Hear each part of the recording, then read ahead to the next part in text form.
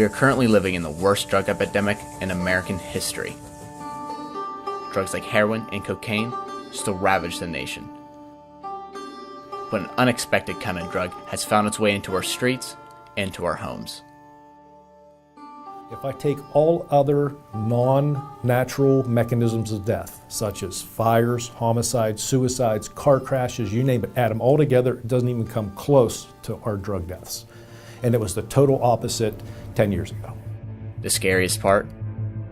They can all be prescribed by your doctor. An overdose victim brought back to life. Father is facing charges after he overdosed while watching his kids. Scenes like this are playing out all across our region and the nation. Way more opiate painkillers than they need to. He was at work at the time that their dad had overdosed. Per 100,000 people, 32% of those people have died from a drug overdose. 2018 is going to be an all-time high for opioid and prescription drug use. More than heroin, cocaine, and alcohol.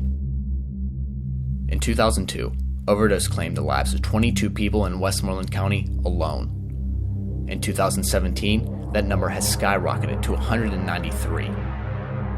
It is predicted it won't reach its peak until 2024.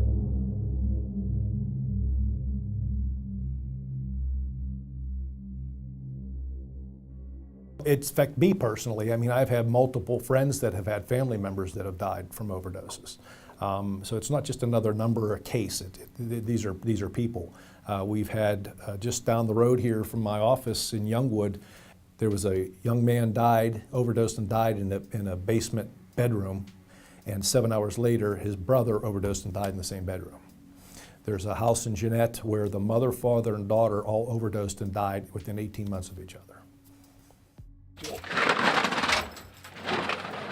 But these are all full down to here, and then there's more down at the bottom. Wow. And that's one patient. There's one case, patient? one person. Yep, every bag is a different case.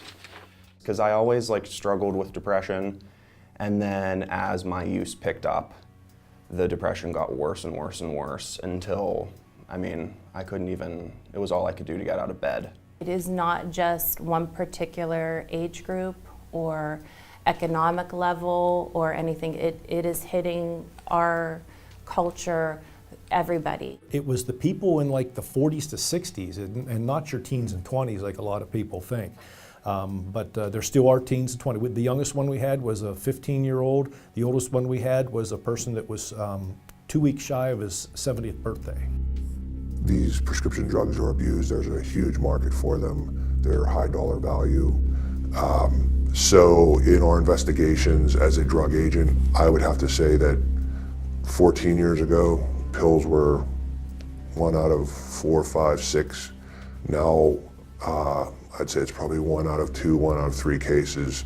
And these heroin/fentanyl cases overlap with prescription drugs regularly. Well, it impacted my life because I've had to rebuild every relationship in my life, whether it be my siblings or with my parents or with friends. Now with Narcan being passed out to anybody and everybody pretty much wants it, they're saving themselves, that they're carrying the Narcan with them. There's, without all these things that have been going on, like the Narcan and the preventive programs and the symposiums that we're putting on and so on, I couldn't imagine what our numbers would be. They'd be 4 times higher than what they are right now. This is the pill wall.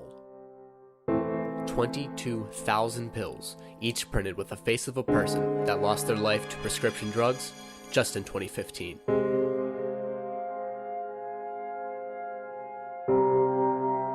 This machine carved 1 pill every 24 minutes, which is the same rate which prescription drugs take somebody's life in the U.S. We're not going to wrest our way out of this problem by arresting dealers. It just another one steps up when that one goes away. So that's going to take a multifaceted approach, start with prevention with the younger people, keeping them from even want to try drugs for the first time. That's the biggest thing. Then you have people that are already trying drugs to get them to stop where they're at.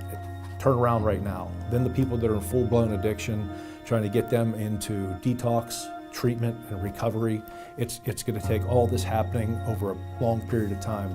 The epidemiologists are saying this isn't going to go to peak until 2024. Why would I want to put myself through that? Why would I want to put my body through that, my family through that, my friends through that?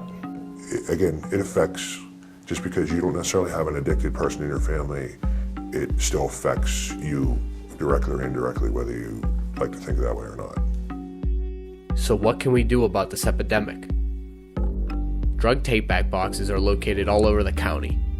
This is a safe way to drop off any prescriptions you don't want anymore. No questions asked. But it doesn't end here.